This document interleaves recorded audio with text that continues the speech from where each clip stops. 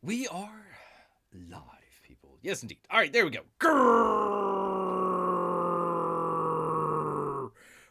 Greetings, humans. Greetings. And welcome back to another fun-filled episode. Bear here. 29-year veteran of the world. 29-year veteran of... of the woods, people. Of the woods. Bear had his word of the day on the brain here. Was doing the word game out there, trying to figure out, oh god, what the hell ended in A? Going through it, strike, something ends in A, something ends in A. Ninja, people. Ninja. Hiya! Ninja. There we go. Sorry if I spoiled it out there for you good people. There you go. Beer had his word of the day on the brain there. Word of the day. Good to see. Well, let me get to it here. Good to see P Money here. He says more strike stuff. Oh, shoot, by the way. Yes, there we go. Yes. More strike stuff. Isn't it over by now? They thought so. And then they got pulled right back in. Right back in to more strikeage, people. More strikeage. We're kind of brooming a little bit of the comics stuff, at least for one show here. It is all hooray for Hollywood in the show here today. So we're going to be talking a little bit more about Hollywood, the actors, directors, the writers. Finally going to get to the to the news story Bear's been trying to get to for the past week here. We're going to go ahead and get to all of that good stuff for you good people. Yes, indeed. Including, well, let's just go ahead. Let's just jump right on into it, people. We don't have much, if any, time to waste for you good people, including from the Cowboy State Daily, which we all should be subscribed to. Drunk grizzlies keep getting hit by trains in Montana. What? Since 1980, 63 grizzlies have been hit by trains and killed along a section of railroad near Glacier at National Park. Let me take a drink, people, I tell you. It's just water, people. Bear is not getting drunk nor running from trains here. Many died because they got drunk on a fermented grain spilled from rail cars and couldn't move fast enough to outrun the trains. I tell you, people. I mean, you're out there, you're eating fermented grain on the train tracks. All of a sudden the train comes up and you're like, ah! And then your life flashes before your bare eyes, man. Before your bare eyes. Excuse me. Getting drunk on a fermented grain has killed dozens of grizzly bears along a treacherous stretch of rail line near Glacial National Park in Montana. Since 1980, 63 bears have been killed along this stretch of rail line. Yada, yada, yada. The worst year on record was 2019, when 8 grizzlies were killed by trains, and 3 have been killed so far this year. Many of them likely died during a, quote, drunken attempt, unquote, to outrun the trains. Grain spilled from rail cars along the tracks can be tempting treat for bears. It's true. A retired federal ecologist, whatever, Chuck Neal of Cody, told Cowboy State Daily. I've been to Cody. Bear has been to Cody. Well, it was a long train ride. With enough moisture from snow and rain, the spilled grain actually ferments in place and becomes a de facto brewery. There you go. So when you say, what's brewing, Bear? It's fermented spilled grain on rail tracks. Fermented spilled grain on the rail tracks. All right. Cowboy State Daily and Mark Hines. Mark Hines, people. We always give credit. Credit where credit is in fact due.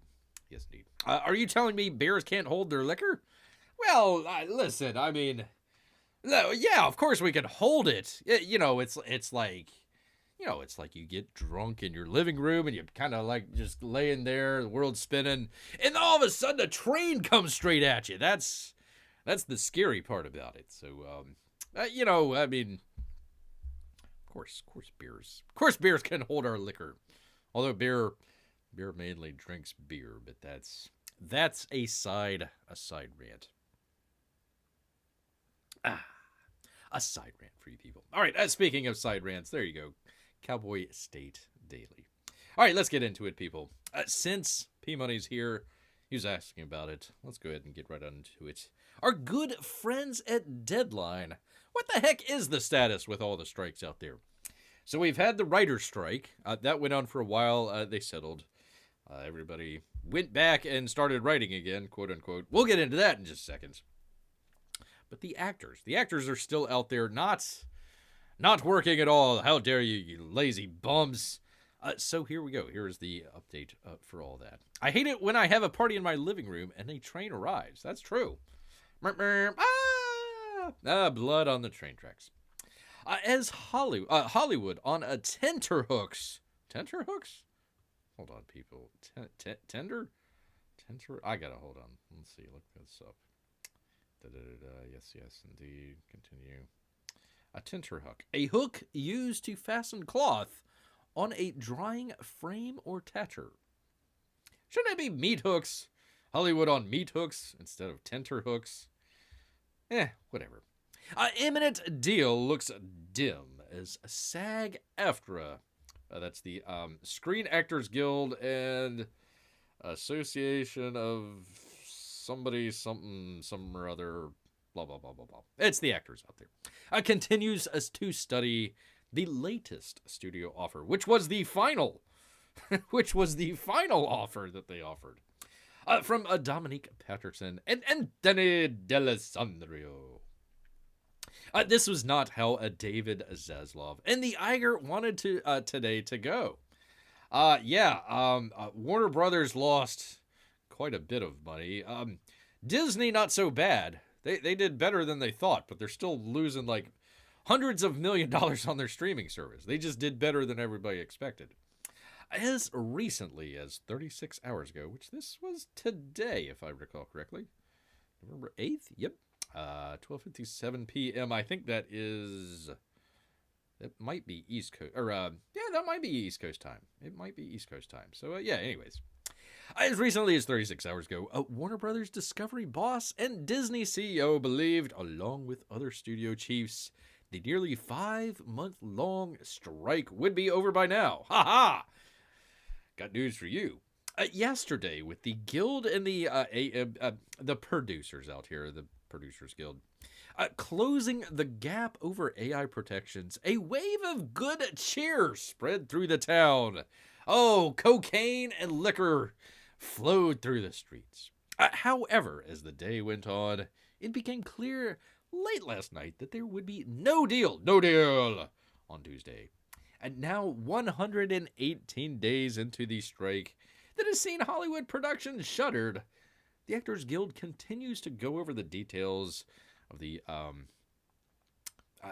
I said producers, the studios has voluminous latest set of proposals. Currently, as the Guild negotiating committee confers, there are intentions to reach out to the studios later today, we hear.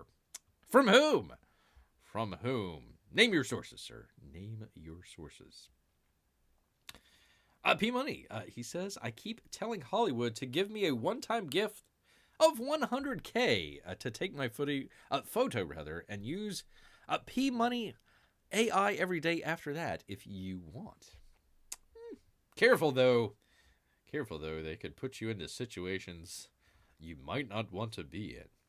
You know, like starring alongside America's sweetheart. That would be Brie Larson. You would hate to see like an Avatar P-Money AI interacting with a Miss Marvel Brie Larson. That would be terrible. I don't know if that $100K would be worth it. Not at that point. Not at that point at all, man. Not at all. Or you could be like Bruce Willis and selling like Russian vodka and cell phones or something like that. It's like, oh, poor Bruce Willis. Just leave him alone, man. He had one too many bad days. Just leave him alone, man.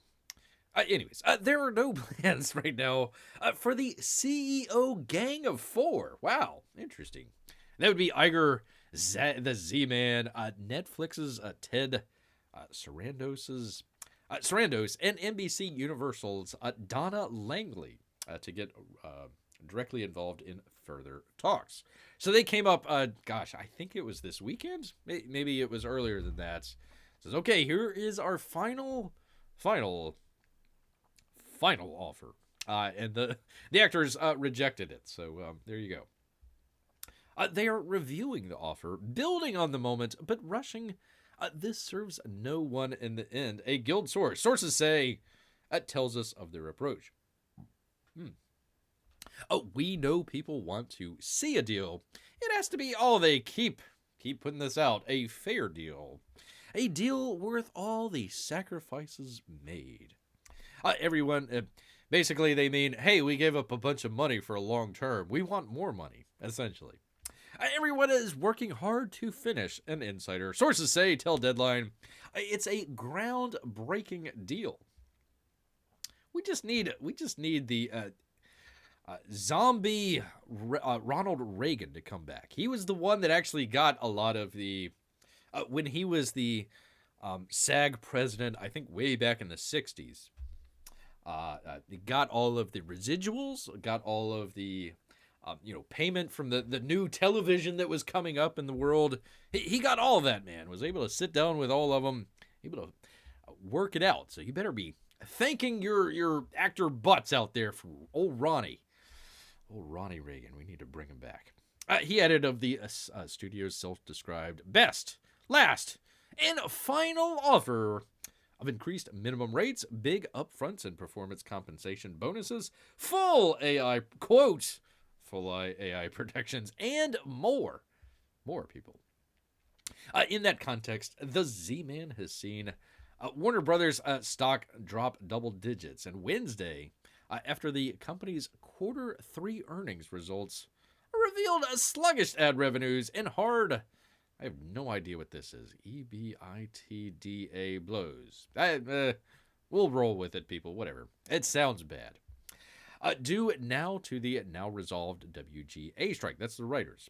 And the SAG after labor action. So they're all blaming it on the writers and the actors.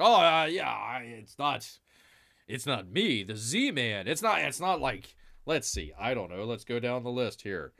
Black Adam, The Flash, the upcoming Aquaman that nobody wants to go see. It's not like any of those were terrible. No. Those were pure genius, people. You just go. Wait till we get to the. Oh shoot! Do I not have it? Oh, I don't have it. I should have brought it up. They had Zack Snyder come out. I don't know if people remember what was the name of that movie? Sucker Punch? They came out with the Sucker Punch movie. Nobody really liked it. Kind of an odd movie.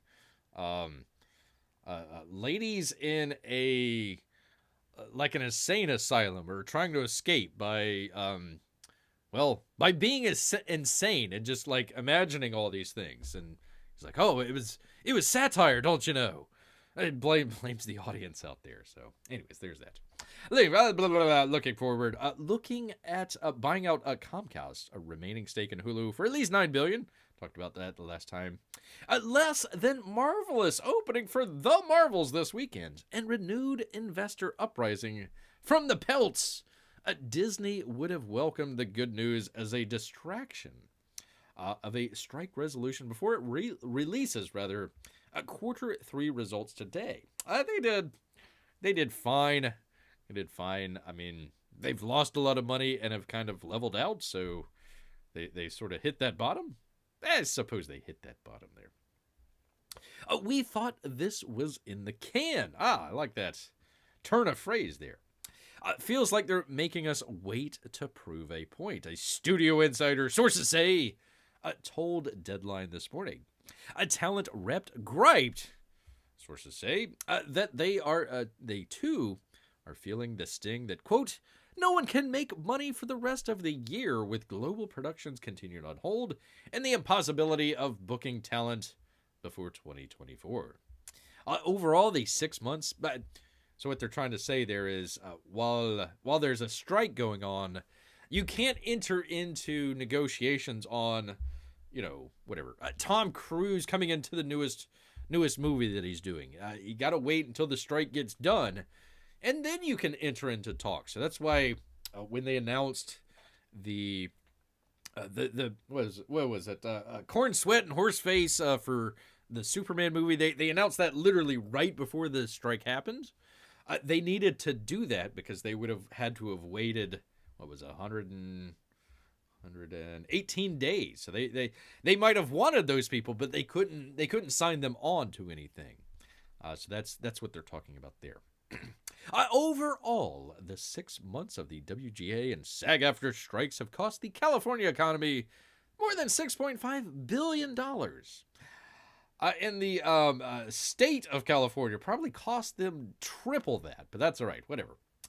About the deal put forth to the guild, the Z-Man said this morning, "We made a last and final offer, which met virtually all of the union's goals, including the highest wage increase in 40 years, and I believe it provides for a positive outcome for all involved. We recognize that we need our creative partners to feel valued, right here in the feels, and rewarded, and look forward to both sides getting back to the business of telling great stories. Well, the business of making you money, but yes, good stories. I mean, hey." Look at the Flash. So anyways, there is that. How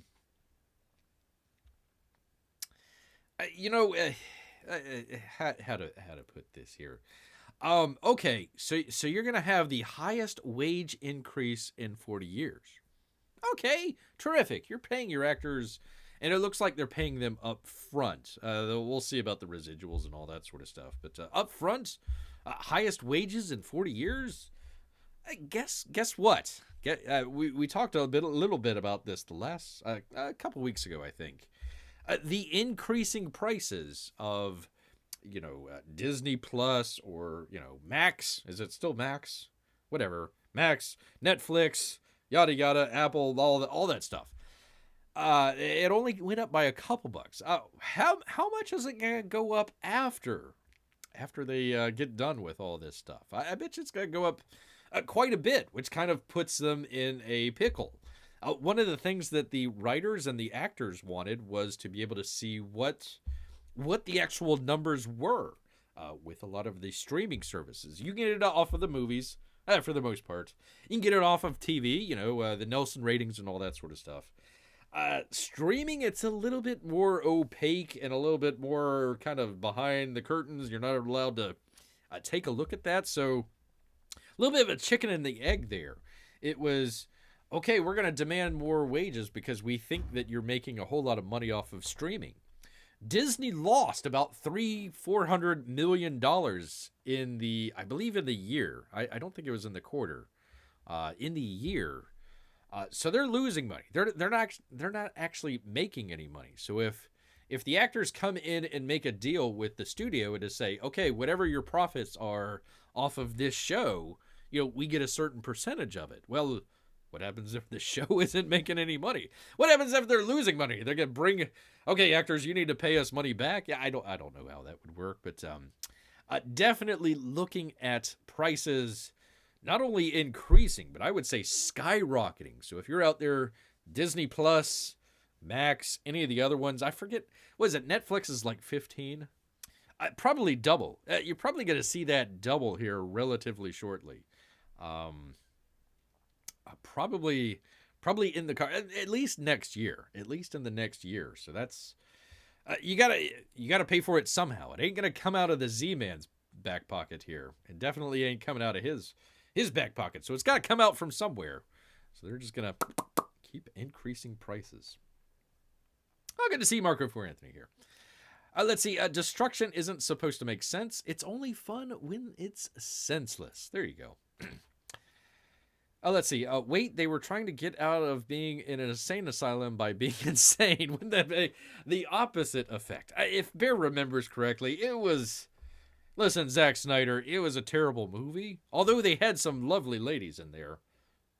Emily Browning and... what was the girl from the High School Musical thing? She was in there. A couple other...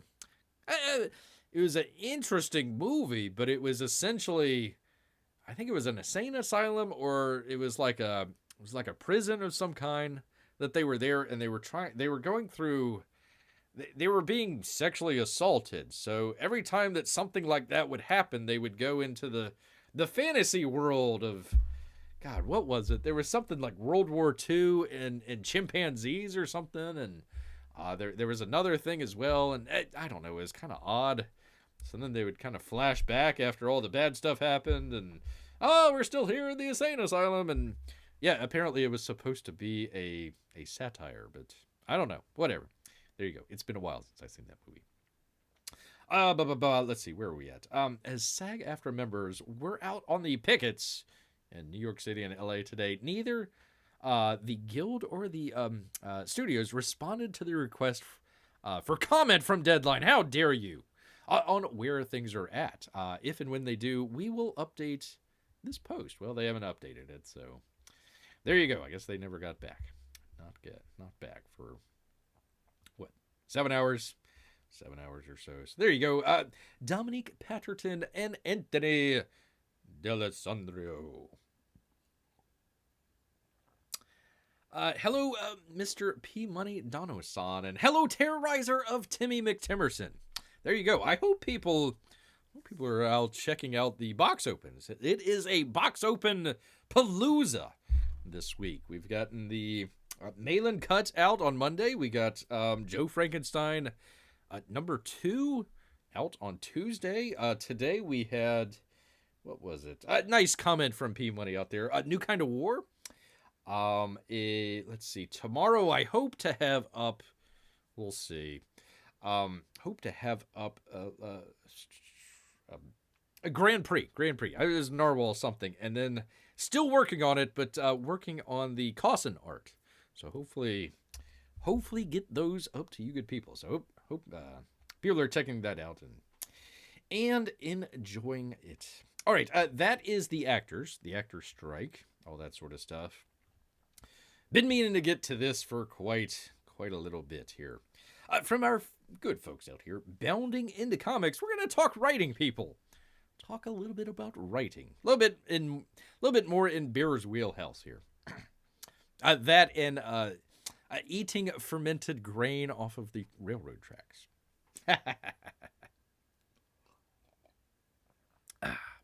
Anyways, how Hollywood sources its writers is fundamentally broken. Now, I generally would agree with that. That's not where he's going to go with this, but essentially, Bear agrees with it. There isn't like an apprentice type situation with Hollywood writers. Either you're kind of a Nepo baby out there and you're kind of bored into it, a producer or, a child of an actor or director or something. We got the Sofia Coppola thing the other day. So you're either kind of born into it, or what they're going to talk about here in just a second, you basically write your way in. You kind of essentially kick down the door and, hey, I'm here, I'm a writer. A third way to do it would be to be as like a novelist out there and have your book adapted into a movie, and then kind of either write another book that's adapted into a movie or work your way into the Hollywood system. But there's not really any of the studio system way back when, 30s, 40s, 50s era, where you would have essentially writers on staff. You would say, oh, okay, Steve Smith over there, we want him on the newest Western movie that we're coming out with or whatever. So he'd go write that. A couple other writers would be waiting, but they might still get paid a little bit. Then when they get their writing dues or something like that, they would come up and do all that sort of stuff and teach the younger generation how it's all done. There's none of that today. So this author here, who I've never heard of, Sciver Katic, I hope I'm pronouncing that right. He has a different approach, and we'll go through it here. Starting off, there are over 50,000 screenplay registrations annually with the Writers Guild of America. In stark contrast, the number of spec screenplays sold is a meager 25 as of 2020. Generally, the number of spec scripts sold stays in the double digits. All right, let's go through this for just a second. 50,000 screenplay registrations annually. Usually, a lot of times what that is, let's just say you're not even a member. You're not even a member of the Writers Guild out there. Let's just say you come up with a script. You think it's a good idea. You don't want anybody to steal your good idea. So you go to the Writers Guild and you register your screenplay. It could literally sit in a drawer, for the next 10 years or something like that. But it's still considered a registration out there. So you might not get any eyes on it, but it's still counted as this. The Writers Guild gets their money. I think it's, I forget what it was. It was like $25 or $30 many years ago. There might have been another option for like $65. I forget what that did. But anyways, you basically register it. So if somebody literally comes up with, I don't know, whatever movie that you had come up with, word for word, you could say, aha, no, I did it first. They stole it from me. But literally they could change it up just a little bit, just slightly, and you would get bupkis out of it. You wouldn't get anything out of it. So if you think it might do something, great. If not, whatever. So that's what he's talking about here is 50,000 screenplay registrations, okay? In stark contrast, the number of spec screenplays sold is a meager 25. Okay, spec screenplays are, instead of being a writer in Hollywood or New York or wherever, instead of being a writer out there and they say, hey, Bear, we want you to go write the brand new Miss Marvel movie for us. And you're like, God, no, why?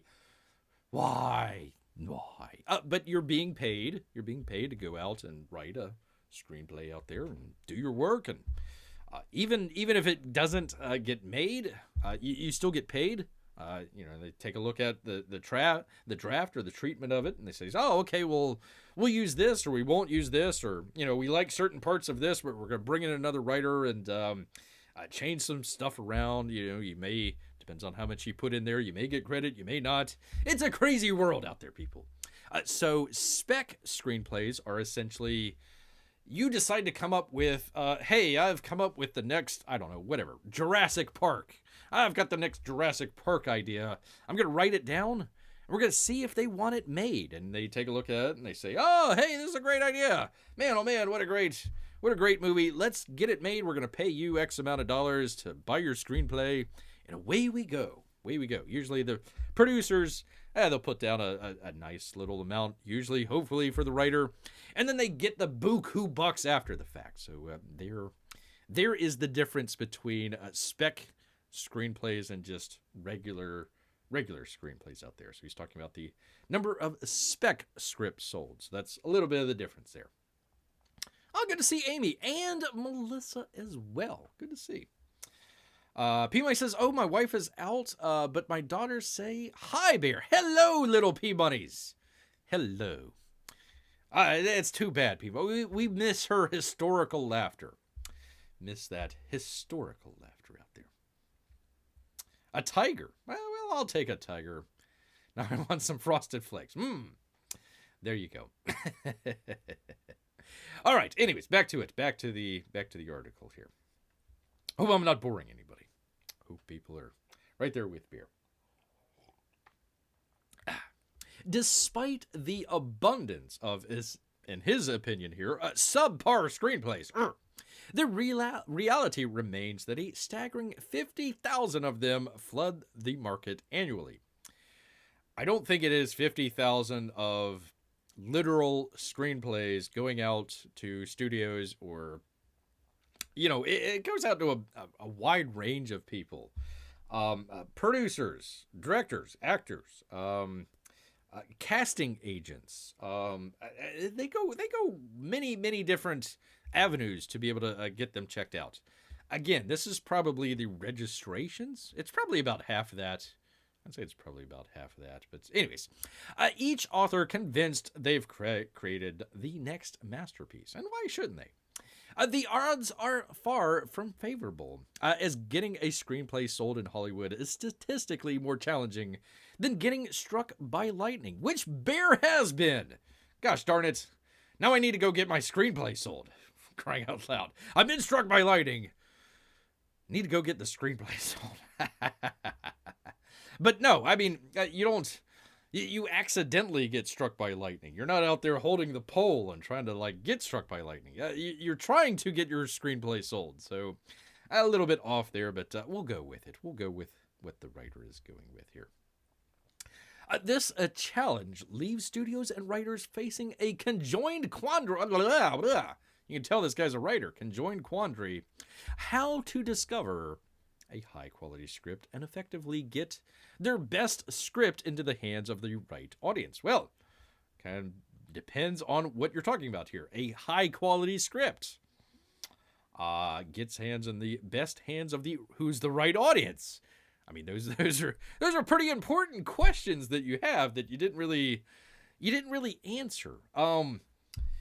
As Bear always says, usually a concept rules the roost out there. So you literally could have a screenplay with bad formatting errors and misspellings, all sorts of stuff. Everything's bold, everything's bolded. But if you have the next, like, for instance, Jurassic Park out there, we bring dinosaurs back to life and they're in a theme park and then they escape and terrorize all the people. That's a great concept that you don't need, quote unquote, a high quality script for. It could be a terrible script as long as you got a pretty good idea about it. And of course, who is the quote unquote right audience? Who are we even talking about here? So anyways, to address this overwhelming volume of screenplays, studios, agents, entertainment lawyers, and screenwriting competitions enlist a legion of readers. Well, that's sort of true out there, but a lot of times agents, I suppose lawyers, why not? Usually casting agents, it really depends on how you want to get it sold. You may have a concept that is very visually interesting, so you would shop it around to directors. You might have a concept that is very, you might have like twins, or you might have something like the same actor can play multiple roles, which would be just like juicy for an actor. So you might want to ship it to, an actor or his agent or something like that. So there's a number of different ways to go about it. And a lot of those are readers, or those people employ people that read stuff and kind of filter through a lot of this stuff. Anyways, let's see. Sounds like a nice evening at home with kids and a bear. There you go. Let's see. Family's doing just fine. My wife is hanging out with friends, and I just finished making supper for the kids. Congratulations, P-Money. I hope it turned out well. Moving on. The next challenge becomes evident, he says. The readers themselves oppose the first obstacle. Depends on who's reading it, but okay. With varying levels of quality, expertise, and professional preferences, your screenplay lives or dies by the reader. I would say readers. Yes, plural. The author here, has participated in numerous competitions, even squaring off against Shia LaBeouf. What? Why? What was his saying there? What was it? Something about my truth, or what was the thing where he was out there in front of it was some sort of museum that he had, like it was like a webcam, and people found the webcam. They were like busting his chops, so he moved it out in the middle of nowhere, and all the Spurgs on Reddit found it, and they're like, all right, we found it again, so he moved it again. What was he saying? I'm trying to remember what his tagline was in there. I forget. Anyways, old Shia LaBeouf. He probably lost to Shia LaBeouf. Oh, I feel terrible. Our screenplay contest went all the way to the final round, where I ultimately advanced and secured second place. The very same script that earned second place in one competition would be summarily dismissed in the initial round of another. One of the worst ways to sell your screenplay is to put it into a screenplay contest. The only reason for screenplay contests are for the people that make up the screenplay contest, for them to make money off of you. That's it. That is the only reason for screenplay contests. I can't tell you how many beers went through where it's like, oh, give us this money and we'll rate your screenplay and put it into a contest. And literally nobody has come out of any of these screenplay contests. Believe me, people, it's a complete waste of time. Beer would say, find 10 or 15 of your very best friends or people that you want to be your friends. Have them read it. Go through a wide variety. Hopefully you have a nice, wide, diverse array of friends and family out there. Go check out. And not like, oh, yeah, I read it and everything's great and terrific and blah. No, find people that read it and say, okay, well, you misspelled this here and you forgot to add a comma here. And, I really wish that this character did this instead of that. You much better use of your time and money just finding 10 or 15 people read it rather than going through a screenplay contest. What the hell's going on? He made a video telling everyone to just do it. No, it wasn't just do it. Gosh, what was it? He will not divide us. Thank you, P Money. Thank you. He will not divide us. There we go. Talking about Trump, I think. What about the guy who played Flash? He's not Canadian, right? Is he? Is Ezra Miller Canadian? I thought he was. Unfortunately, I think he's American. Gosh darn it. Imagine crafting your expert screenplay and you finally put it into the contest and everything, and you get to second place, and you look over. You're like, okay, who's going to come up first? And it's Shia LaBeouf. And you're like, oh, no, why? Why did I even bother entering it into this competition? Anyways, comedies, much like political scripts, are especially unpredictable, as 10 readers may have 10 different comedic reactions. Well, 10 different readers might have 10 different drama reactions, action reactions, a love story, different reactions there. Comedies, it depends on.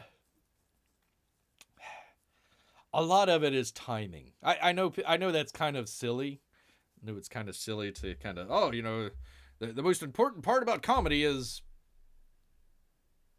timing. That sort of deal. Really, it's really more structure with comedy more than anything else there. Even with this army of readers, it's still not enough. Reading through 50,000 screenplays is a daunting, labor-intensive task that boggles the mind, people. It will boggle it. You'll be in the insane asylum with the girls there with the Sucker Punch movie. You'll be there. You'll be fantasizing about World War I and trains and blimps or whatever the hell was going on there. What the hell was going on there? That's a crazy movie, man. Crazy as hell. They need to lock up Zack Snyder in a freaking insane asylum. That's right, I said it. That's right, I said it. Gosh darn it. In response, the author says, the Hollywood devised a strategy to expedite the reading process. They did. Unfortunately, his way of doing it is completely wrong here. Studios and representatives began to, quote, cast writers based on their intersectionality and narrow definition of diversity. This incentivized writers to add as many demographic descriptors as possible to their bios and highlight certain traits while downplaying others. Okay. We insist you can have them, says Marco Ferretti. That's true. Okay, so basically 3 different ways generally people look at screenplays. Bear's really big on concept. So concept, Jurassic Park, that sort of deal. The next is if you have a certain skill set involved. So like like a Quentin Tarantino with dialogue. You can tell a good writer with the dialogue in a screenplay just by the tap to tap to tap to tap sort of back and forth. You get lost in it. You get lost in it. So those are a good way. The third way is kind of what they generally describe as your voice. So somebody like a Diablo Cody or what was her name? Greta Gerwig out there with the Barbie movie. You have a certain look upon the world out there that is a unique way that you've kind of come across it. Diablo Cody, she did Juno, for example. So there you go. This writer is trying to put it all on the woke stuff, which, yes, there's woke stuff in Hollywood. Duh, of course. But a lot of time, I don't think it's 50,000, but let's just go with it. Let's just go with the number here. 50,000. You're still going to have any of these intersectionality, demographic descriptors or traits or all that sort of stuff. They're still going to be competing against one another. So you could still have your, I don't know, blind Native American superhero out there. Wait, didn't they do? Wasn't that something? Didn't they do that? Wasn't that one of the Disney Plus things? Anyways, probably out there. And you would still be competing against 5 other blind Native American superhero screenplays out there. You're still going to have that competition. So whether or not you're, insert your descriptor there, whether or not you're black, or whether or not you're a black female, or whether or not you're a black female in a wheelchair, you're a black female in a wheelchair that lives in Antarctica. You're still going to have a number of those people there that you're still going to have to compete with. So I don't follow along with where he's going with that. Continue on. Not long ago, up-and-coming writers would mainly list their achievements, such as screenwriting accolade and additional skills and experiences. No, they would say, hey, I know so-and-so, or so-and-so thought that this was a good idea, so I'm coming to you. What do you think? Only if you've won like Oscars or Emmys or something like that can you really. And even then, I mean, a lot of times, okay, you win the Oscar for the best written. Who was the Oscar for the best written screenplay last year? Anybody remember? Anybody? I don't even know. I have no idea. But okay, whoever did the best Oscar screenplay last year, let's just say they got another. They don't have to put in the spec scripts anymore. They get paid. So they get paid to make their new movie. The movie comes out and it bombs, completely bombs. They're not going to be hired back very soon. No matter how many Oscars you have. It's always heat of the moment. Always, hey, you might be the flavor of the month, but next month, boom, it's out of there. It's Rocky Road this month. Sorry. However, a disconcerting majority now focuses on demographic information resembling casting calls, and few exceptionally daring even line up mental health issues like North Koreans generals do medals. That's a nice little turn of phrase there, I suppose. No, usually how it goes is a lot. Depends on if he's talking about spec scripts or not. Doesn't look like he's talking about that right now, but usually you got the show that's coming out. So, this lady that's doing the She-Hulk, they already have a female demographic already in mind for whatever show. So, of course, they're going to be hiring females. Females with whatever voice. I don't know what this Asian lady's voice is, but, her voice. That sort. So they already have that going in. So it doesn't really matter about your characteristics, really. Honestly, in a real world, it doesn't even matter at all because you don't see the writer at all, unless they're in like a writing room or they're there on set for whatever reason. You just read the page, and really, you should be able to, kind of like John Malin did with his book. There, you should be able to read Black Riding Hood and not know that it was a white guy that wrote it. You should just check out, hey, this is a really good story. All right, right on. That's it. That's all you need to do. All you need to do. Let's see. Mark O4 Anthony says, that reminds me, time to research how much Rings of Power over at Amazon ended up losing. Quite a bit. Quite a bit. Oh, gosh, I have missed a whole bunch here. I apologize. Let's see. These days, studios just read script titles that say Transformers 9 and say sold. P-Money, that's not far from the truth. That is literally not that far from the truth. Juno starring a page. Another Canadian going insane. Haven't we done this already? Yes. Good. Let's make another, but not as good. And what's the thing now? Make it female and make it gay and make it lame. Let's see. Correct, Amy. Or rom-com script looks good, but how can we make it a superhero film? There you go. There you go. Let's see. Okay, let's see. Wheatmark, are you saying that just because something is connected to Lord of the Rings doesn't mean it's not going to be a success? I'm shocked. Shocked. Shocked, even. Shocked. All right, anyways, back to this. Imagine going to a job interview and declaring yourself a walking risk and potential lawsuit, with no intention of addressing these issues because they're an integral part of, quote, who you are. Only in Hollywood and the American comics industry does such a approach lead to employment. It might get you hired, but it might not lead to long-term employment. That's for sure.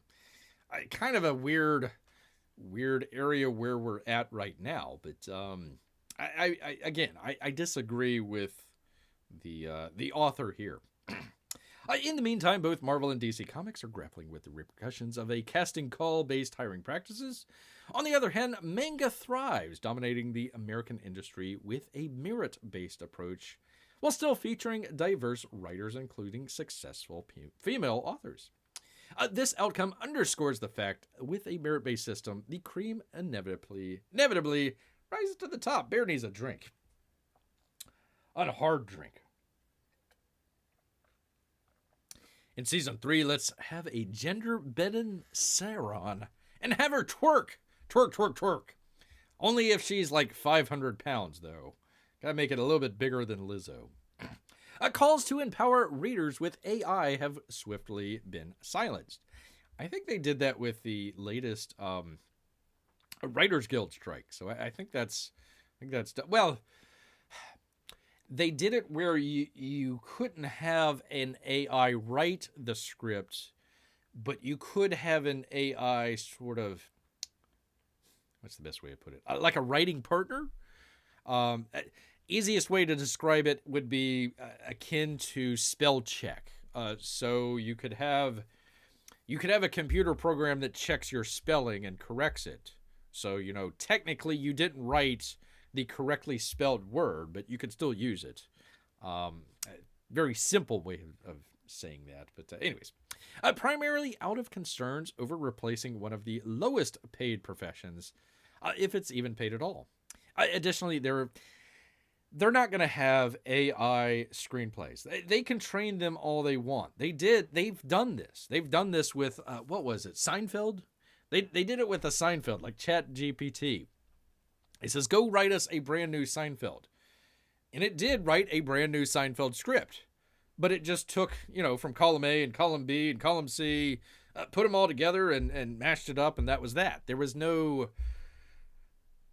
human element to it. And that's kind of the voice. That's kind of the sort of, if you've got a good way of dialogue, you're not going to be replaced by a computer. You're just not.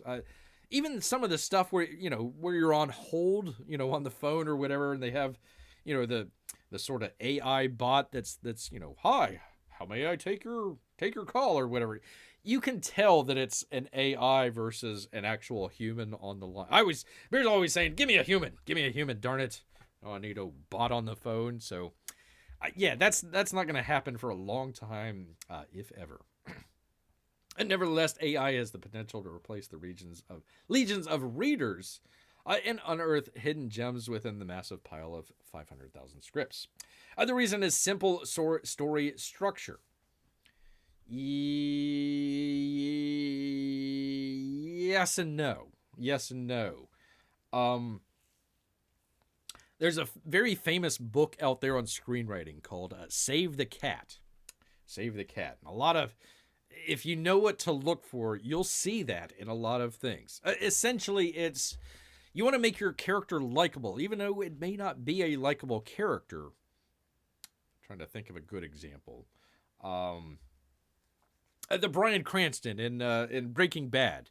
He might not be a likable character, but if you see him very early on, and he goes up and he sees the cat in the tree, and he goes and saves the cat, you're like, oh, wow, he's a nice guy, even though he might kill 20 people with his bare hands. You still got that initial impression that, hey, you know, he might turn his life around and might be a good guy. So, yes, you can have a structure in place that has a decent screenplay that will go from point A to point B to point C, end on a high note, and everybody's happy, yada, yada, yada, the end. But that's going to be all that is. It's just going to, the AI is only just going to be able to say, yes, that's good structure. No, that's not good structure. Yes, that is good structure. Well, what if your voice, what if your way of writing and way of doing a screenplay, you know the rules? It's one thing not to know the rules and then try to break. I'm going to try and break the rules that I don't even know. You got to know the rules to be able to break them. Well, what if the AI looks at the guy that knows really what he's doing but has broken all the rules? Well, they're going to reject that. Whereas a reader might see that and they read 5 scripts a day, 3 scripts a day, whatever it is, and say, wow, I can pick this script out of this other pile here just based on the voice, based on the dialogue, based on the way I broke all the rules but came in together. So, yeah, you might have an AI that says, okay, go look at, for example, structure out there, and let's see which writers out there can actually write, and then we'll narrow it down from there. That's a big deal right off the bat. A lot of times when people go and read screenplays, you know, you're trying to get it to a producer, you're trying to get it to a director or whatever. It goes through their agent, or their agent hires somebody lower down in the level there to go read it. If that person can't get past the first page of your screenplay, it's probably going in the trash. And they're not going to spend the time to go read your 120-page screenplay. They're going to see the bad stuff right off the bat for your bad screenplay there and say, oh, okay, this is bad. I don't need to go read anymore. They might read 5 pages, maybe 10. If they're not hooked, if you don't have these people hooked by 10 pages that really want to, okay, there's the proverbial bomb underneath the table. What's going to happen next? Keep reading, keep reading, keep reading. Unless you have that, or different stuff out there, but unless you have that hook in there that keeps that person reading, they're not going to read it. So really, that's where the filter is right there of just basic competency. So that's why you get a lot of these, even though bad, right? You look at the stuff and it's like, man, this is just really awful writing. Well, it was awful writing, but they had good structure to it. So it doesn't matter if there's structure to it. The AI says, "Oh, that's great structure." It still might not be that bad, or still might be bad, I should say. Well, I'll get to the chat here in just a second. When you examine Oscar-winning scripts or those with high scores on the blacklist or red list, they all share a common trait: solid, if not impeccable, structure. Sir, you have not read that many blacklist scripts. There are some that don't have very good structure at all. Again, Nepo babies, people that work in the industry, they'll submit it, get their friends to vote on it, and then it gets into the blacklist. And you're like, oh, wow, that's a great screenplay. No, not really. You know, especially after the first 10, 20 listings. God, I forget how many blacklist does. I think it's 100. I think it's 100. So if you're in like number 80, you're in number 70 or something like that. Yeah, okay, you made it to the blacklist. But it might not be the best. Or there might be gems in there. You never know.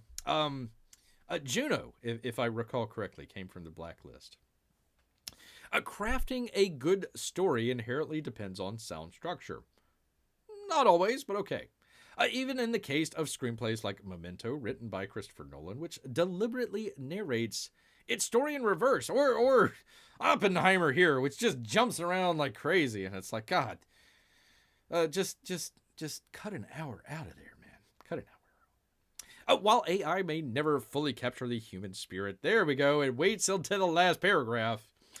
In a screenplay, as human writers do, it does possess the ability to comprehend and replicate story structure. Yeah, replicate, sure.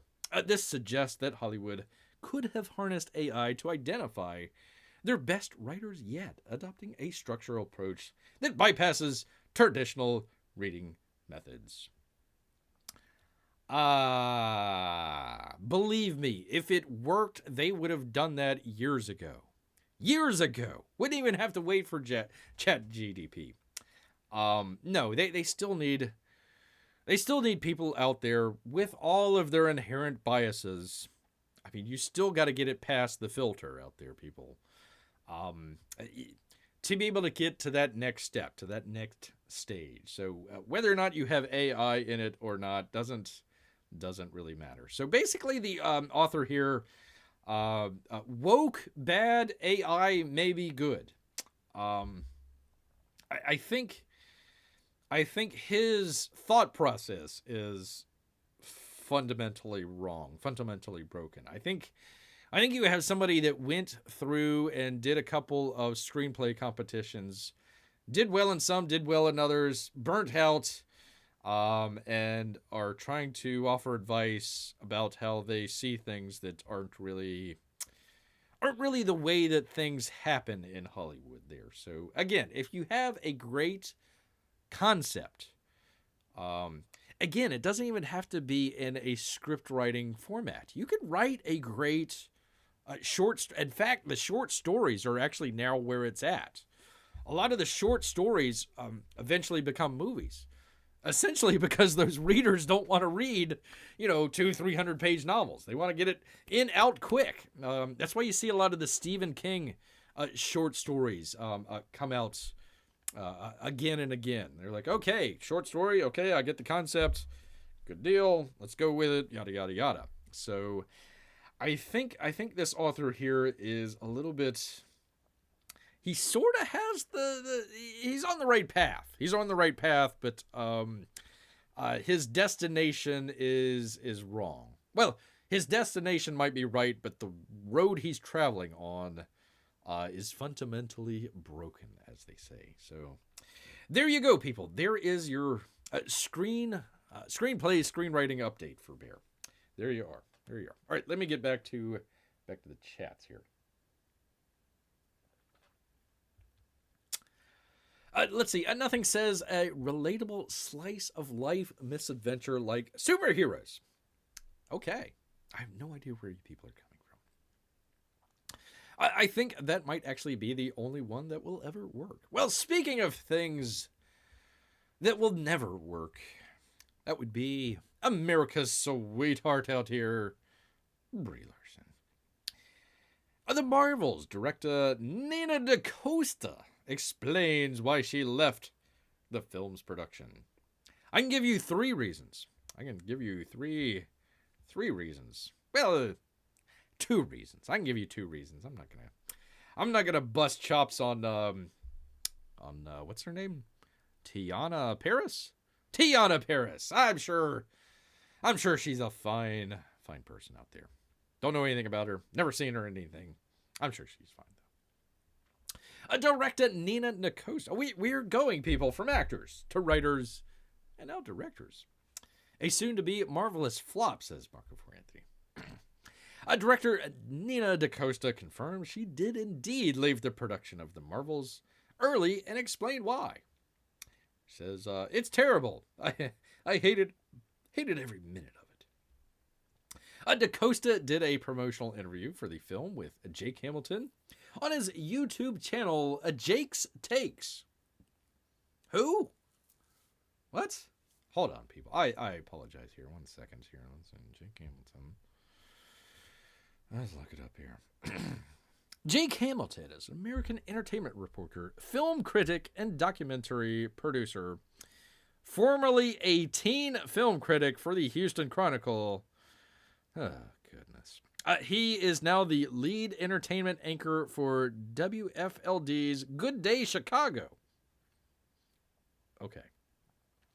Hamilton was named, quote, one of the nation's top show business journalists by Forbes. He's a member of the Broadcast Film Critics Association. Terrific. Never heard of you in my entire life, but there you go. It's on his YouTube channel.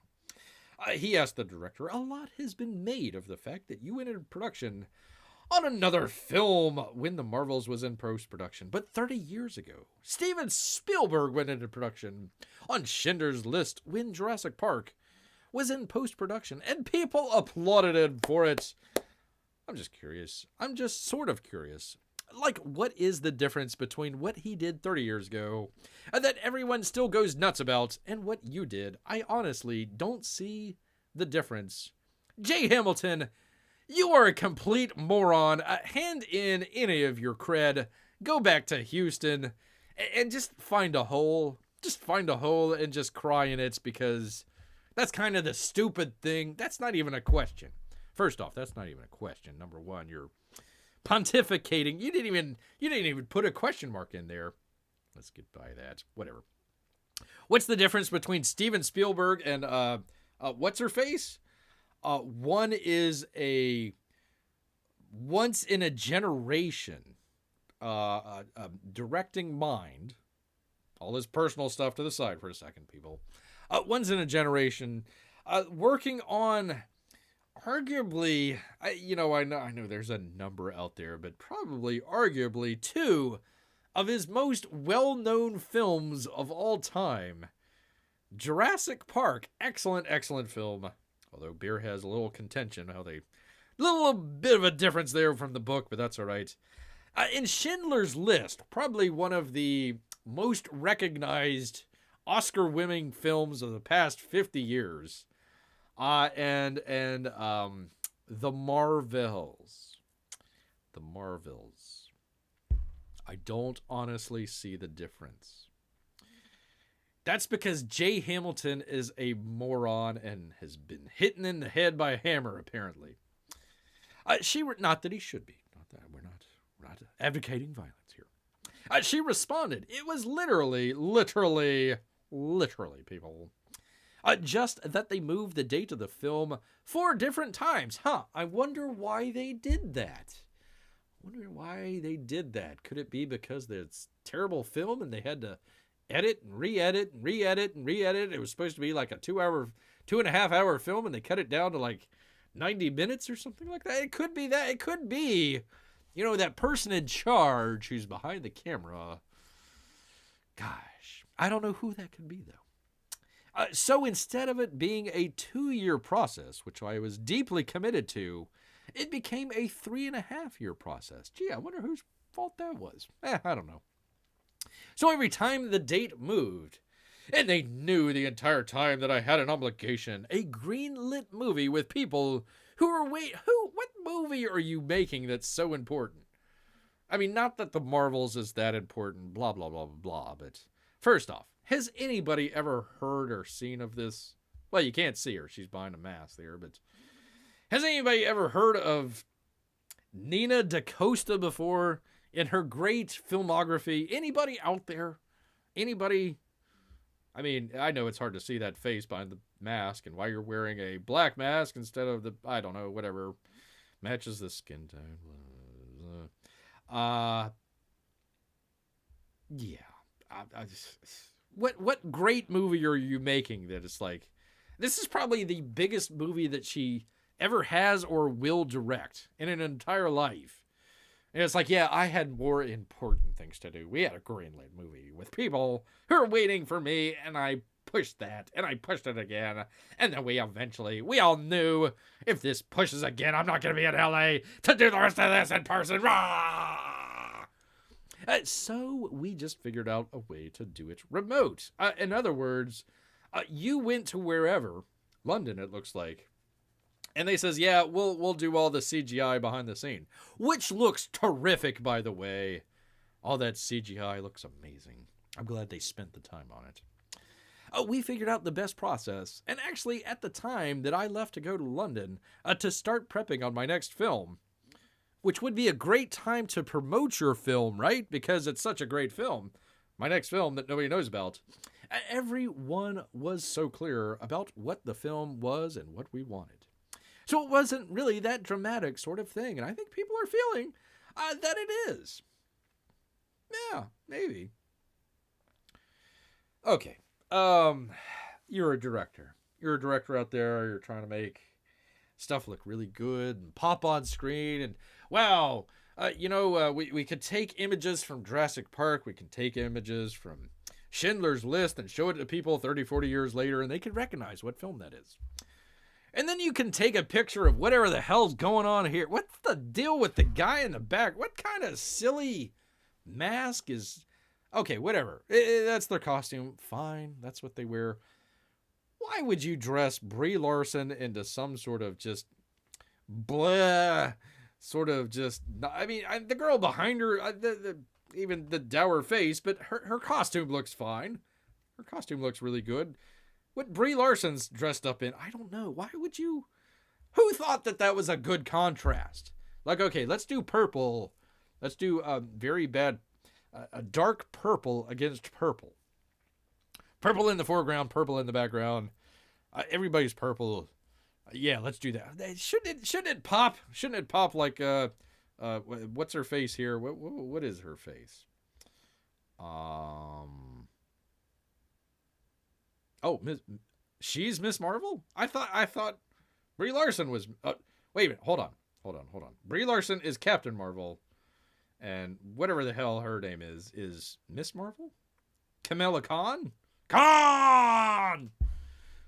Okay. Sure, we'll go with it, whatever. Anyways, that's just beer side rant here. Apologize. Let's up the saturation on that picture a few 100%. There you go. Good Lord. Good God, man. Good God. Who thought that this is a promotional photograph? This is promotional. This is like, hey, this is what we want people to see. Not like, oh, let's cover this up and nobody will find out about it until like an hour and a half into the movie. And then they'll be like, oh my God. No, they promoted this. Ay, ay, ay. That's the best that they could come up with. Literally the best. They can't even... Come on, smile, Brie. Just once. And what's her face? Amon Villari? Yeah, whatever. Hey, come on, what's with the dour face there? DaCosta's comments come after Variety's Tatiana Siegel reported that DaCosta had left the film's production in the middle of post-production to go work on her Tessa Thompson vehicle, Hedda? Oh my God. Really? Wow. What usually when you leave the production of a Brie Larson film, it's like anything, literally anybody. Ezra Miller almost would be a step up. No. You're going from, good God, man. You're going from Brie Larson to Tessa Thompson? Ah, wow. You really don't want your film to do well. Hedda. Okay, well, that's something to look out for. Tessa. For those of you who don't know, Tessa Thompson. Like, literally, I can't think of a worse actress in modern Hollywood. That's really stretching it for Bear. Put your thoughts in the chat there, but good Lord, man. Tessa Thompson? I mean, it's literally like watching cancer on screen. Holy cow. Man, you talk about people that don't know how to smile. Whew. Tessa Thompson? Oh my God, lady, what were you thinking? I'm sorry, I've got to go leave the best film that I'm ever going to be able to direct, even though it's a Marvel film, to go work on my little independent Tessa Thompson film. Oh, good luck. Good luck with that. Hedda. Look out for that, people. Look out for that. Oh, my God. Good Lord. Tessa Thompson. Bear needs a minute here. Holy man. That literally boggled Bear's mind. Literally. It's boggled. I don't even know if I can continue after this. Tessa Thompson. Ay, ay, ay, ay. All right, we'll here, far, wherever you are, we'll go on. We'll go on. Okay. Siegel detailed, eyebrows were raised again when DaCosta began working on another film while The Marvels was still in production. The filmmaker moved to London earlier this year to begin prepping for her Tessa Thompson drama Hetty, which I don't think she can do too much prepping for because they are, I don't know, what's the word, still on strike. Good God, man. Good God. Listen. A source also informed her, if you're directing a $250 million movie, it's kind of weird for the director to leave with a few months to go. And it's really, really, really weird to leave a $250 million film that's going to be probably the highlight of your career to go work with Tessa Thompson in London. I'm sorry, people. I'm hurt. I'm hurt. Bear, like right here, man. Right here. Hang in there, Bear. The boggle will pass. Yes, indeed. What a heart-rendering impression of Celine Dion. Marco Franthony was not here when we did the story out of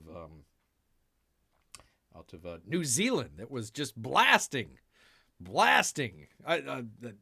had like loudspeakers on cars that was just blasting Celine Dion music, driving people insane in New Zealand. Well, more insane.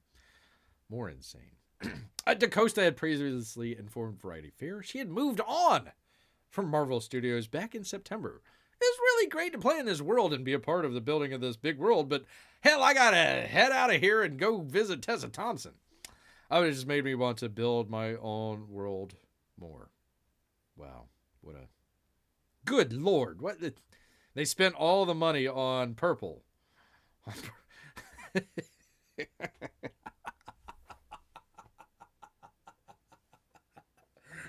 Oh my gosh. 1800s, early 1900s movies, when they were first trying to figure out how this whole thing works out.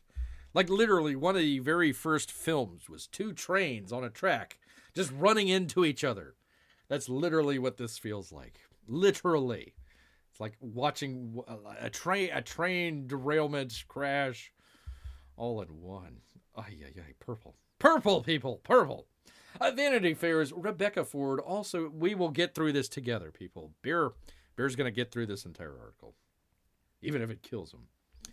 Train's going to come around the track while Bear is just drunk on fermented grains. Vanity Fair's Rebecca Ford also confirmed DaCosta had moved on I wish we could all move on. By the time the interview was conducted, she wrote, when we first spoke, she was just a week from starting production on Hedda. Running from actor rehearsals in the morning to production meetings in the afternoon. Smile more, Tessa. Smile. We need you to smile and not have that dead look behind your eyes. Please, whatever you do, please. Like, say what you will about the first season of Westworld. Really, it took a little bit of time to get started, but really good show. Forget about all the other seasons. Really good show, but probably the worst part of that entire series was every scene Tessa Thompson was in. Literally every scene. Literally. You got to one of the scenes where you figure, oh wow, this is gonna be one of these new. There's a lot of nudity in the first season, so you figure, oh wow, Tessa Thompson wasn't a very well known actress at the time when they had her in there, so it's like, oh wow, there's gonna be another nude scene here with this black lady in there. Nope, we got full on Wang from the fella there. It's like, oh, for crying out loud, I didn't need Wang. I don't want to see Tessa Thompson naked anyways, but you'd figure like, oh, okay, well, what's going on here? No. She was girl boss before there was even girl boss out there, people. This is like 2015. Okay, what do you make of DaCosta's explanation? She's a moron. Complete idiot. Complete idiot. Oh, this shot is completely uninteresting, says Amy. I know, right? It's all they did was they just had her do like the fist, whatever thing, and just put on like a purple, like back in the day they would used to have like Barbara Walters, and like she would do her like interviews with whatever people, and you could always tell like whatever they would cut back and forth between Barbara Walters, because Barbara Walters had like the Vaseline like smeared all over the lens just to kind of like make her look better, apparently. That's what this looks like. It looks like a purple Vaseline. Let's just smear it all over the place. Call it a great CGI here. Great CGI. I hope whoever did the CGI got paid and left the country. Headed out of town. Anyway, sorry, people. I don't mean to leave it on that. We'll leave it on this picture. Aha. Smile. Somebody. Anybody. Please. Please. Tiana sort of has a smile there. Sort of. Kind of. Ridiculous soft focus. That's what I was trying to think of. Soft focus. There you go. More clothes is better than less clothes in that case. There you go. There you are. They look bored. Can you imagine being on set? Can you imagine being on set of The Marvels? And you're like, okay, Bree, we want you to stand here. Just look at the costumes. Like, okay, Tiana, okay, what was her name?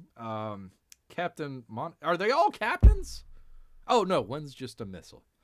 Mrs. Captain and Captain. Captain Monica Rambeau. Shouldn't she be a little bit more French? I mean, I guess maybe she has some like Creole heritage. You'd figure that they would hire somebody that had a little bit more French heritage in their background. But whatever, we'll fine. Can you imagine just being there on the set? It's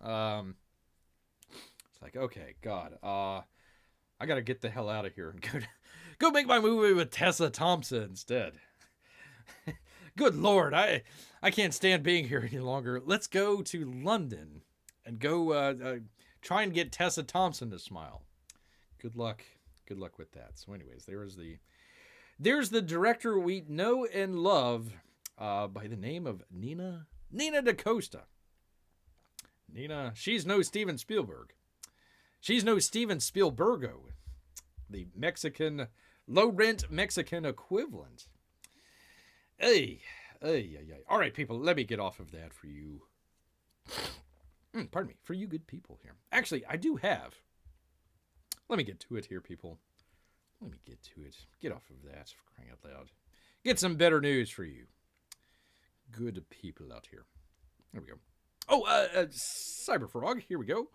Oh, I'm doing pretty well. 555,220. Nice round number there.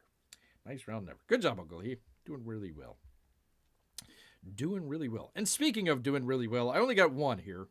Oops. Do the thing with the thing. Come on, Bear. Professional show. Yada, yada, yada. From the Vonster. Von Klaus. The campaign is closed. Campaign is closed, people. Greetings, Trenchers. Thank you all for making Tit such a success. Well, that Bear tries to make every Tit a success.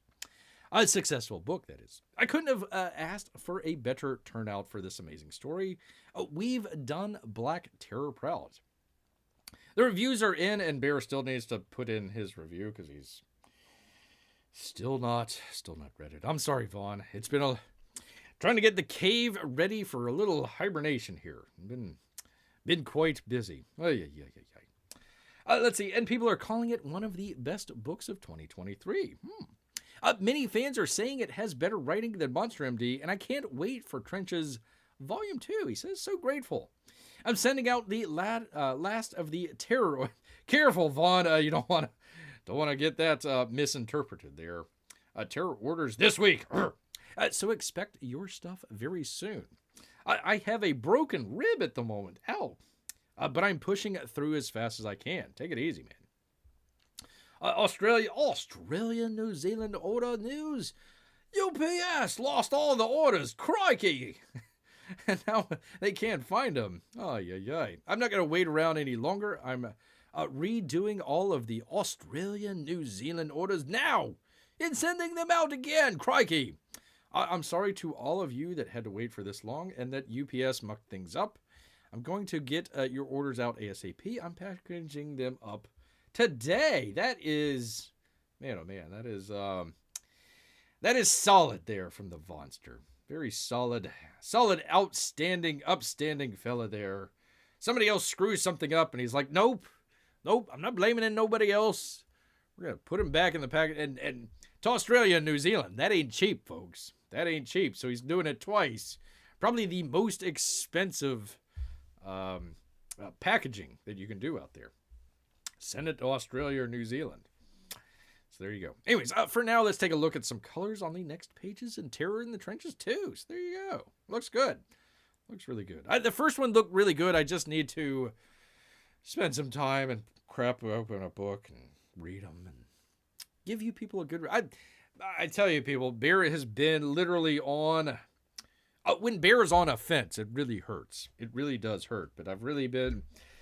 Bear was considering just taking the entire month of October off from doing live shows and just get back into business as far as videos.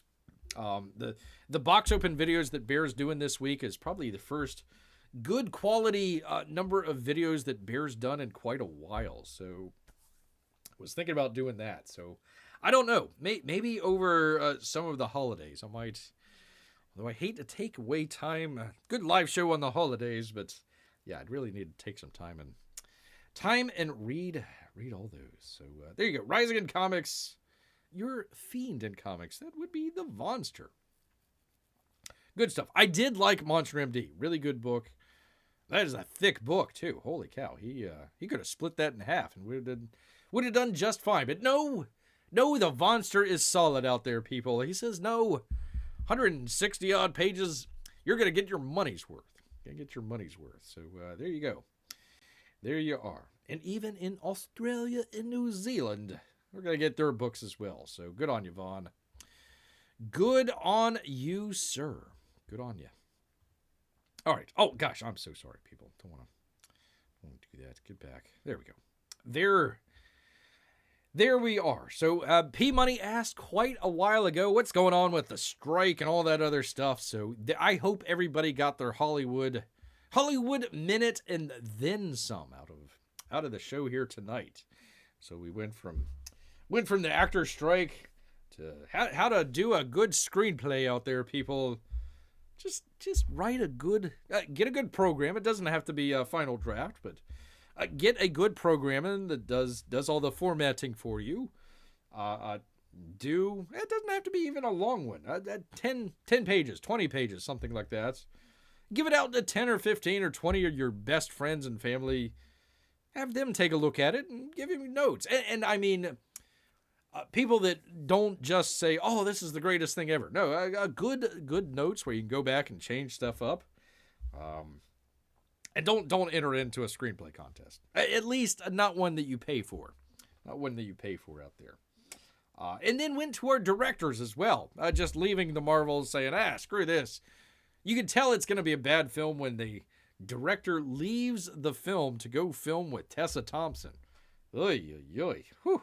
Bear's going to have to lay down for a minute. That just boggles the mind. Boggles it. Man, oh man, I tell you. Might have a professional Bear show in 2024, says Mark. Well, we hope. We always hope. Amy says, I guess you only have a few days of hibernation here in Florida. It's true. Bear almost jumped in the river today. It was like 80 degrees. So that's been nice out. Been enjoying it. Enjoying every little minute. Unfortunately, Bear is trying to get stuff organized and ready in the cave here. Need to do a little bit more work, hopefully. I hope Saturday.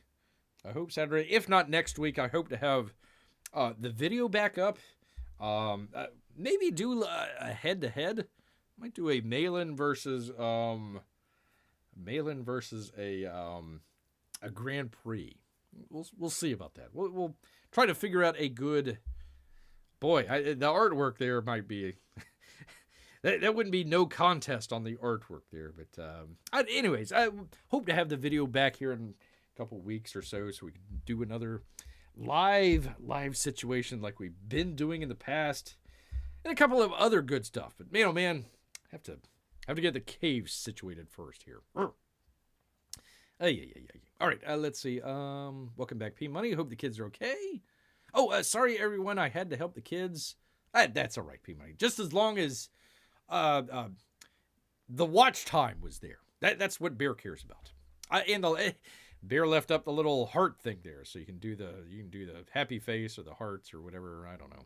You can do that. Anyways, let's see.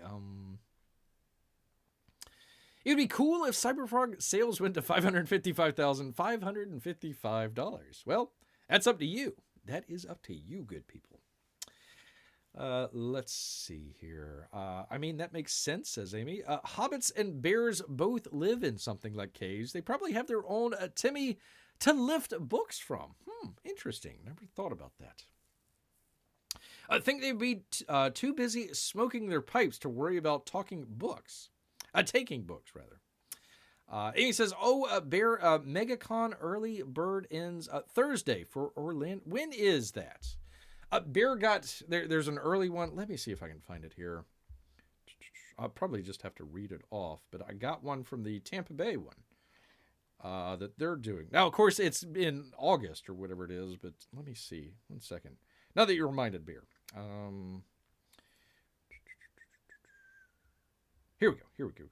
Tickets go on sale next Friday. Coming up here. Let's see. Tickets go on sale Friday, November 10th at 12 p.m. Eastern.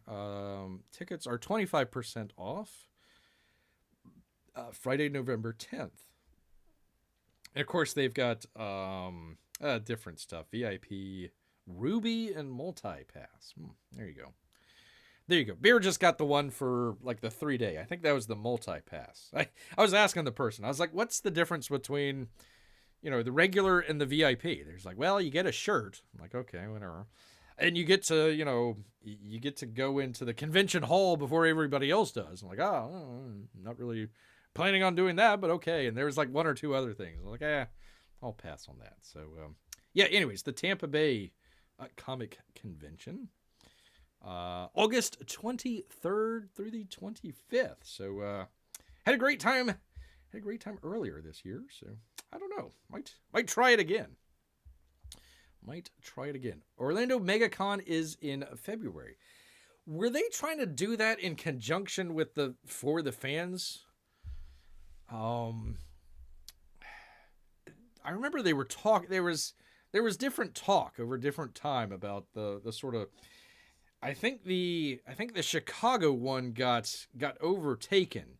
Bear has different thoughts on the Chicago thing. Number one, going to Chicago and all the people that are there, that don't really like you that much, and would probably want to see they would want to see you maybe at room temperature out there. I really have a hard time. Somebody wants to pay for Bear to go to Chicago. Sure. Not really that interested in the Chicago thing, but yeah, I thought that there was something with For the Fans, and they were going to do that somewhere in Florida. It might have been Orlando, but I don't know. I'll have to check in on that. Thank you, Amy. Thank you so much. Early bid ends a Thursday. This one coming up. Okay, poor Bear, too busy on his 9-to-5 YouTube channel job. It sure seems like it. Oh God, are you going to MegaCon? I don't know. Well, let me look into it. It's $19 for the Thursday show. If you want to try it, no, I'd probably do it all, 3 or 4 days. I somewhat missed going to convention. Mark, if you get some time, go check out Bear's playlist of the Tampa Bay Comic Convention. Interesting time had by all. It was a really, really fun time. Everybody talks about the dungeon and the castle. Bear called it the dungeon. Everybody else took off of Bear. John Malin, who never gave Bear a drink, even though he's wearing the shirt down there. Narwhal did. Everybody kind of went off of Twitter and went off of YouTube for a little bit and just went down and had fun. And everybody, like, if you said, hey, I'm with Comicsgate, it's like, hey, right on, come on with us. Let's have some fun. So yeah, a great time down there. Everybody had fun. I wish, Elliot Fernandez and Brian Shearer were in a different booth, kind of a row or two down from kind of the main. I wouldn't even call it the main Comicsgate area. It was Shane Davis, it was Mandy, and then across the way it was Patrick Parnell, who basically had everybody over there. So Kelsey, Irene, Camel Moon was there for a minute, Hyper Wizard. I'm probably missing the Diaz brothers. Lost to Biggins and Poole with one of the Diaz's there. Anyways, they were all there at that booth there. I kind of wish that Elliot and Brian kind of came over and would settle a little bit of differences, all that sort of stuff. But no, great time. So if Orlando's like that, yeah, we'll check it out. Have to check it out. Let's see. They can be fun if why? They can be fun if they can be fun iffy. I guess iffy. Sometimes I just read Lester's and I forget which sister I'm talking to. Would it be hard to tell you two apart in person? Let's see. Melissa says not too hard. I have red hair and Amy is brown and wavier. Also, Sis always dresses fabulously. Melissa, don't sell yourself short.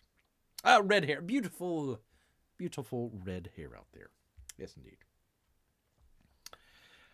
Let's see. Okay, I'll check that out. There's a Gary Shipman show? Where is he broadcasting? What the heck? Oh, shoot. Who is... I think Grant was telling Bear. Let's see. It was some sort of... something? Something we... I forget that. But yeah, last time Bear checked, he was on like Twitch or something like that. Bear needs to get on his Twitch. He needs to start a Twitch and it'd be like Bear Gaming.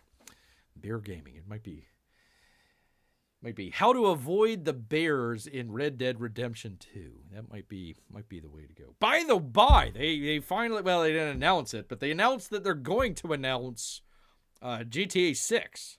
So keep an eye out for that. I guess 10 years, been a while. Yeah, what's not? So there you go. What's not? I don't know. I'll have to check that out. Gary is almost on every platform.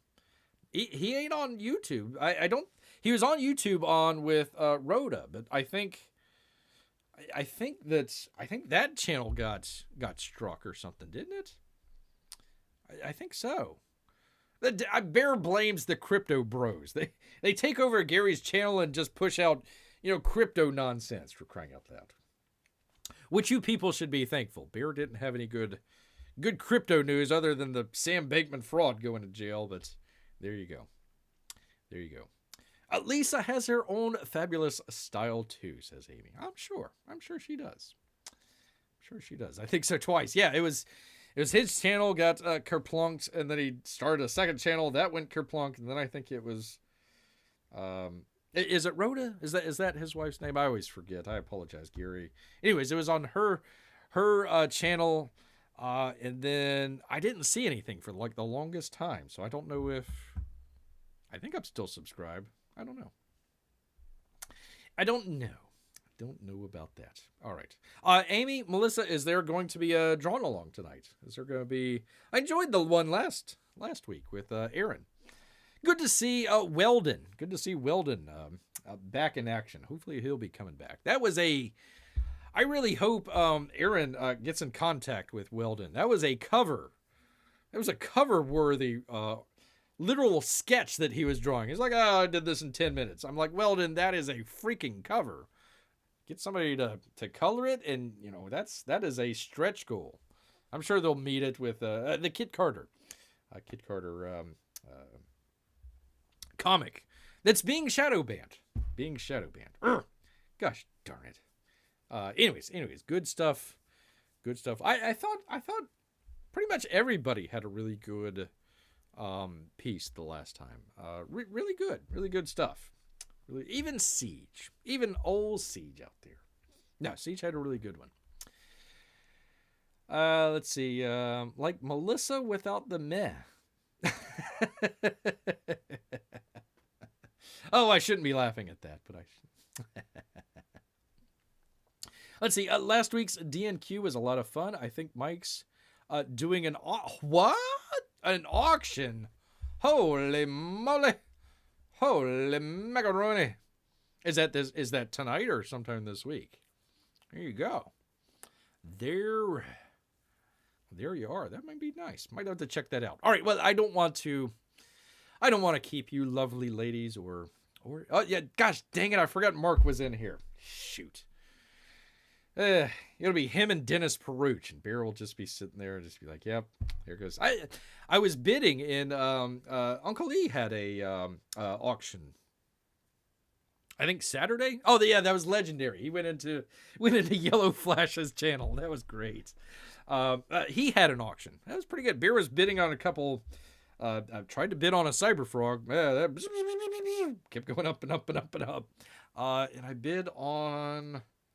What did Bear bid on? There was another one as well. I wanted to bid on Art T. Bear's artwork, but I'm not a big what was it? The pup and stuff, whatever. Not a big fan of that. So gosh, what was the other one that Bear bid on? I forget. Anyways, good stuff. So great. Good to see the auctions coming back into style here. It's been a little bit.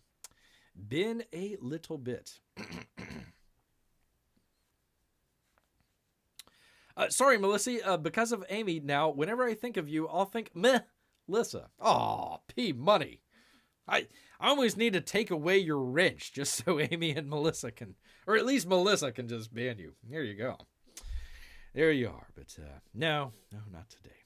Not today. The auction is tonight. There you go. Don't tell Marco for Anthony that. Don't tell him at all. Pretty much the only auctions I ever catch are Shays, and that's mostly if Willis has something good. Shays. I'm not sure who that is. Okay. I'm glad most people don't leave off the lease. Oh, gosh. There you go. There you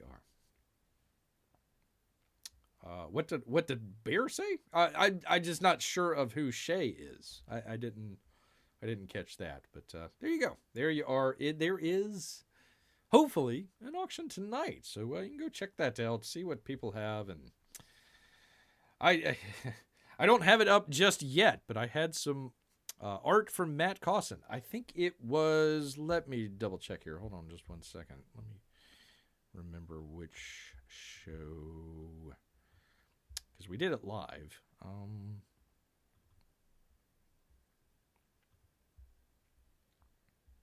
I want to say it was I think it was the 18th. Let's see, what was the name of that show? Fresh Catch.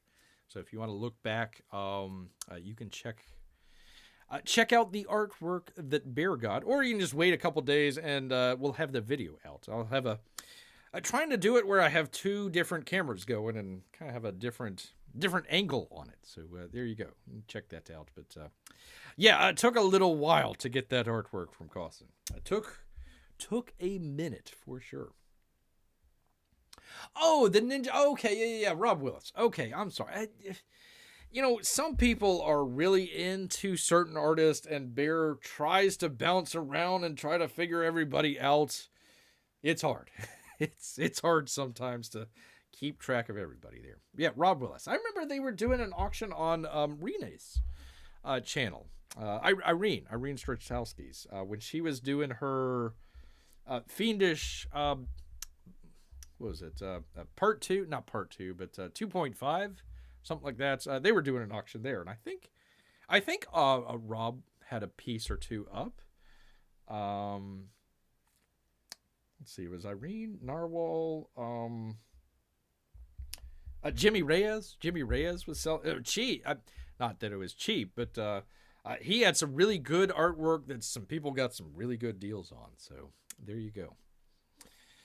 I think I'll hit my first retirement before that book starts. I'm so sorry, people. Bear never ordered that. So that's Bear's a little bit out of it. I remember that when Comicsgate was first starting up. I remember, or maybe the first year or so. I remember that. But yeah, that's been one of those books that's been like really, really, really far off there. Really far off. All right, people. Well, I want to give Melissa and Amy some time here to get over to the other channel and get set up. So let's go ahead, go through it real quickly. Want to thank everybody here, including, of course, the stalwart out here. Thank you, P-Money. Marco for Anthony, great to have him back. Amy, Melissa, our Russian bots and lurkers, and everyone else out there. Thank you so much. Do appreciate it. Bear's been a little bit behind on the archive channel. We'll get a couple of those archives up, but everything else is up and for your enjoyment. So do check out the box opens and check out the ones coming up later this week. Later this week, people.